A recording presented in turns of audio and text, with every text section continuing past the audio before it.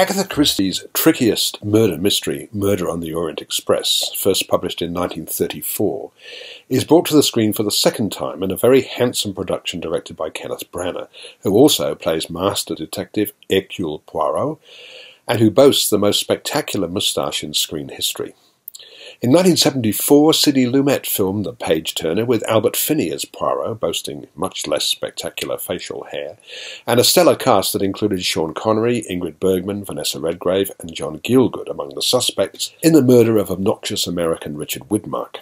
Branagh's version is shorter by nearly 20 minutes, but not noticeably better. The challenge lies in the material itself.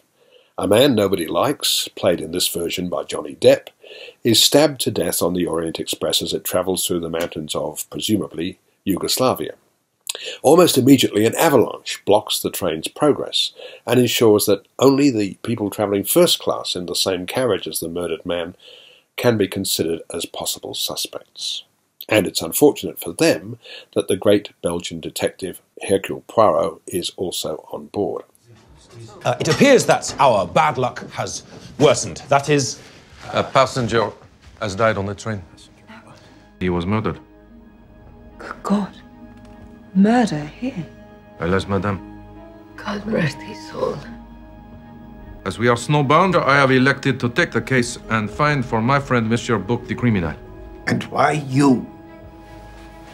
My name is Hercule Poirot, and I am probably the greatest detective in the world.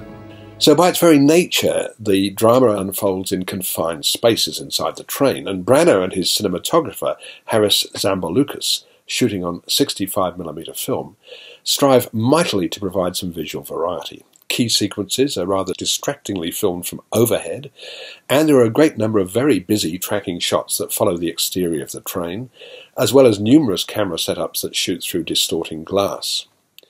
In another attempt to open out the material, Branagh's amazingly robust Poirot becomes involved in some outdoor physical action with one of the suspects.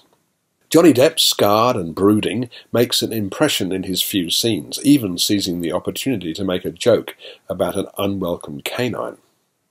The suspects include, most notably, Judi Dench as a Russian grande dame, Willem Dafoe as an Austrian professor, Penelope Cruz as a religious fanatic, Derek Jacobi as the dead man's valet, and in a major switch from the original, Leslie Odom Jr. as Dr. Arbuthnot, a character who was originally an army officer and was played by Sean Connery in the Lumet film.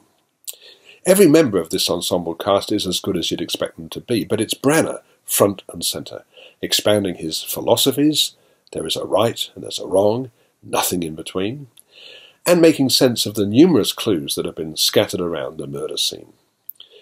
Lumet's film was a major box office success and won an Oscar for Ingrid Bergman, so perhaps it's not so surprising that at the end of Branagh's movie there's a strong suggestion that he'll be back with a new version of Death on the Nile. He's made a creditable but by no means outstanding crack at filming a much-loved but rather old-fashioned murder mystery. I'm giving Murder on the Orient Express 3 stars.